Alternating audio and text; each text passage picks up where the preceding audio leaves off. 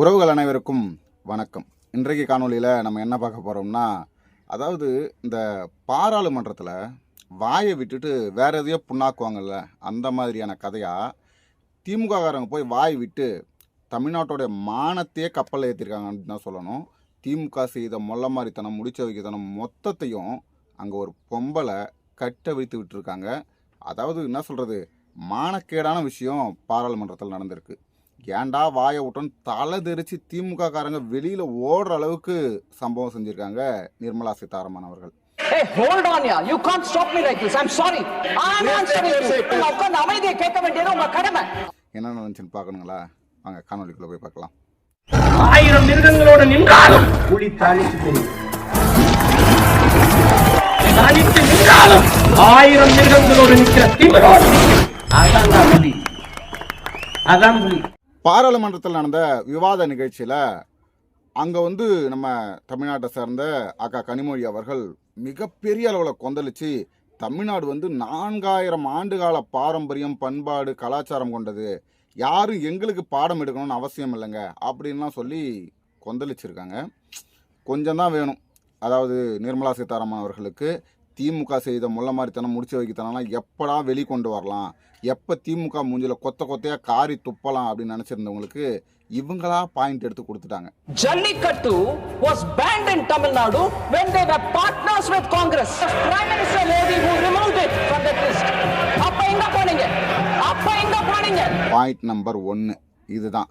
அதாவது ஜல்லிக்கட்டு விஷயத்தில் திமுக மிகப்பெரிய அளவில் கபட நாடகம் ஆடிச்சு. ஜல்லிக்கட்டுன்னு மட்டும் கிடையாதுங்க, தமிழ்நாட்டின் நலன் சார்ந்து எந்த விடயமாக இருந்தாலும், தமிழர்களின் நலன் சார்ந்து, தமிழருடைய பாரம்பரியம், கலாச்சாரம் எதுவாக இருந்தாலும் அதில் திமுக கபட நாடகம் தான் ஆடும். தமிழை வளர்க்குறோன்னு சொல்லும், தமிழை என்ன சொல்கிறது, உயர்த்தி பிடிக்கிறோன்னு சொல்லும், செம்மொழி மாநாடு நடத்துகிறோன்னு சொல்லும், என்னென்னவோ சொல்லும். ஆனால் எல்லாத்தையும் அந்த திமுகவின் வளர்ச்சிக்காக, திராவிடர்களின் வளர்ச்சிக்காக இப்படி தான் செய்யுமே தவிர தமிழையும் தமிழ்நாட்டையும் ஒருபோதும் அது வளர்க்காது. அதுக்கு உதாரணம் தான் ஜல்லிக்கட்டு. ஜல்லிக்கட்டுக்கு தடை திமுக காங்கிரஸ் ஆட்சியில் தான் உருவாச்சு. அதை தடுக்க கருணாநிதி அவர்கள் எந்த நடவடிக்கையுமே எடுக்கலை. நம்ம யாரை எடுபுடி அரசு, யாரை அடிமை அரசுன்னு சொன்னோமோ அந்த எடப்பாடி அவர்கள் தான் அதுக்கு விடுதலை கொண்டு வந்தார். இது பாயிண்ட் நம்பர் 1. இரண்டாவது விஷயம், 4000 ஆண்டு நாகரீகம் இருக்கக்கூடிய அதே தமிழ்நாட்டில் இவங்களை சேர்ந்தவங்க மார்ச் 1989 சட்டசபையில் நாகரீகம், பெண் உரிமை, ஃப்ரீ பஸ் பாஸ் கொடுத்துட்டோம் அப்படின்னு சொன்னவங்க ஜெயலலிதா அம்மையார் அவர்களுடைய புடவையை பிடிச்சு இழுத்தவங்க இவங்க.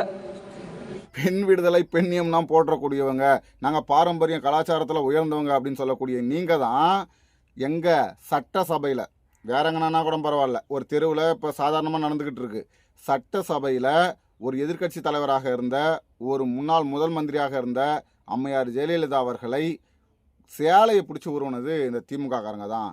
நீங்கள்லாம் எந்த காலத்திலையும், இன்றைக்கின்னு கிடையாதுப்பா, எந்த காலத்திலையும் பெண் உரிமையை பற்றியோ, பெண் விடுதலை பற்றியோ, பாரம்பரியம் கலாச்சாரம் பற்றியோ, நாகரிகம் பற்றியோ வாய் திறக்கவே கூடாது அப்படின்னு மூஞ்சியில் கொத்தையாக காரி துப்பிட்டாங்க. அது மட்டும் இல்லை, இன்றைக்கி தமிழ்நாட்டோட நிலைமை என்ன, டெல்லியில் போய் காரி மொழி வச்சுருக்காங்க. இன்றைக்கி தமிழ்நாட்டில் சட்டம் ஒழுங்கு எப்படி இருக்குது, பெண்கள், அதாவது பாலியல் பலாத்காரங்கள் எத்தனை நடக்குது, அண்ணா யூனிவர்சிட்டியில் நடந்த பாலியல் பலாத்காரத்துக்கு ஒரு கல்லூரியோட வளாகத்துக்குள்ள, வெளியில் நடந்திருந்தால் பரவாயில்ல, ஒரு கல்லூரியோட வளாகத்துக்கு உள்ள என்ன நடந்துச்சு அப்படின்னு சொல்லி பாராளுமன்றத்தில் பேசுகிற அளவுக்கு இந்த திமுக காரங்க நடந்துக்கிட்டாங்க.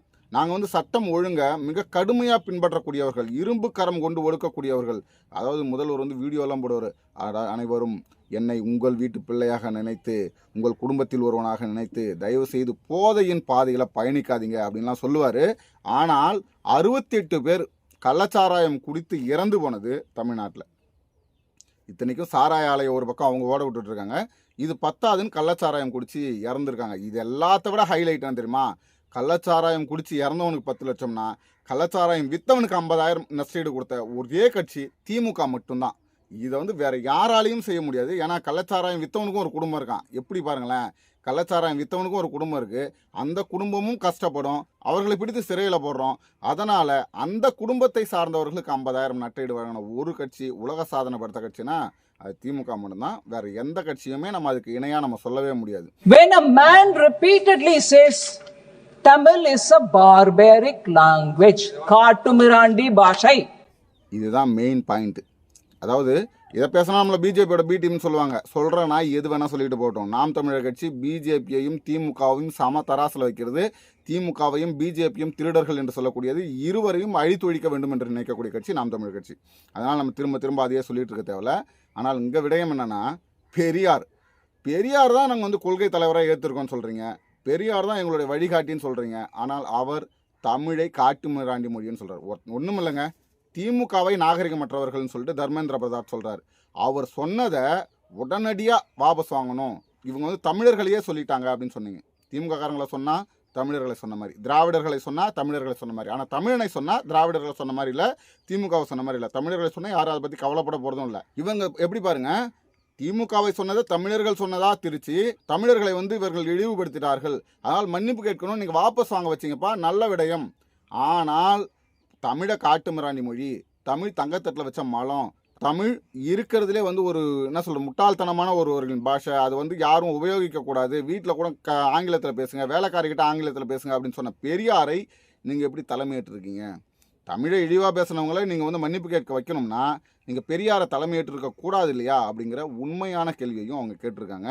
இவங்க தமிழர்கள்கிட்ட சம்பளம் வாங்கிக்கிட்டு இங்கேருந்து போய் தமிழர்களின் நலம் சார்ந்து வளம் சார்ந்து ஏதாவது பேசுவாங்க, தமிழர்களின் உரிமை சார்ந்து ஏதாவது பேசுவாங்கன்னா தமிழ்நாட்டோட மானத்தை கப்பலில் ஏற்றிருக்காங்க. சரி, இவங்க இப்படி பேசினாங்க இல்லையா, இவங்க இப்படிலாம் பேசியிருக்காங்கப்பா, இதுக்கு நீங்கள் அங்கே நின்றுலாம் பதிலடி கொடுத்துருக்கணும். அதை விட்டுட்டு பாராளுமன்றத்தை விட்டு வெளிநடப்பு செய்கிறோம். அதாவது எப்படின்னா, அந்த திருடனுக்கு தேல் கொட்டினா கத்தக்கூடாதுன்னு சொல்லுவாங்க, பொத்திக்கிட்டு இருக்கணும். ஒருத்தவன் திருட போகிறான், திருட போன இடத்துல அவன் மரவாக இருக்கிறான், அவன் தேல் கொட்டிச்சுன்னா அந்த இடத்துல கத்த முடியாது. அதாவது கத்தனா இருக்கிறவங்களாம் விழிச்சுப்பாங்க, நம்மளுக்கு வந்து தர்மடி கிடைக்கும், அதுக்கு இந்த தேல் கொட்டின வழியே பரவாயில்லன்னு சொல்லிட்டு அமைதியாக தான் அந்த இடத்த விட்டு கடந்து போகணும். அந்த மாதிரி தான் திமுக காரங்க கடந்து வந்திருக்காங்க. திருடர்களை அந்த பொறுப்பில் வச்சோம்னா, திருடர்களை நம்ம வந்து ஒரு நம்மளுக்கானவர்களாக நியமித்தோம்னா, இப்படி அவங்க கேட்கும்போது தான் தலைமறைவாகி தான் அவங்க ஓட வேண்டியது இருக்குமே தவிர, ஒருபோதும் தமிழர்களின் நலனுக்காக தமிழர்களுக்காக அவங்க பேசவோ அதாவது போராடவோ எதுவுமே பண்ண முடியாது. தமிழர்களின் உரிமையை மீட்டு கொடுக்க முடியாது. சரி, இவ்வளோலாம் பேசுதேங்க, பாஜக நல்ல கட்சியா, பாஜக தமிழை வளர்க்குதா அப்படின்னு சொன்னால், இருக்கிறதுலே தமிழை அழிக்கக்கூடிய, தமிழுக்கு நேர் விரோதி பாஜக தான். இப்போ தமிழர்களுக்கு நேர் விரோதியானவர்கள் ஆரியர்கள். இவங்க வந்து நடுவில் தான் குறுக்கில் திராவிடர்கள்னு சொல்லிவிட்டாங்க. அதாவது காலமாக தமிழர்களுக்கும் ஆரியர்களுக்கும் ஆகாது, தமிழை அழித்தொழிக்க வேண்டும் என்று மும்முரமாக இருக்கக்கூடியவர்கள் இந்த பாஜகவினர் தான், வேறு யாருமே கிடையாது. இப்போ மும்மொழி கொள்கை அதுக்கு தான். தமிழ் வளர்ச்சிக்காக அவங்க எதையுமே செய்ய மாட்டாங்க. ஆனால் அங்கே போய் நின்றுட்டு நாங்கள் தமிழில் பேசுகிறோம், தமிழ் பாருங்கள் நாங்கள் இது பண்ணுறோம், ஆனால் திமுக தமிழ் வளர்க்கலன்னு சொல்லுவாங்க. இருக்கிறதுலே அயோக்கியத்தனமானவர்கள் பாஜகவினர் தான், அதில் மாற்று கருத்தே இல்லை. நாம் தமிழர் கட்சியை பொறுத்த வரைக்கும் திமுகவும் பாஜகவும் திருடர்கள் தான். இரண்டு திருடர்களும் அழித்து ஒழிக்க வேண்டியவர்கள், விரட்டி அடிக்க வேண்டியவர்கள் என்ற மாற்று கருத்தில் அடுத்தது ஒரு காணொலியில் உங்களை சந்திக்குமாறு உங்களிடமிருந்து விடைபெறுவது உங்கள் அன்பழகன். நன்றி.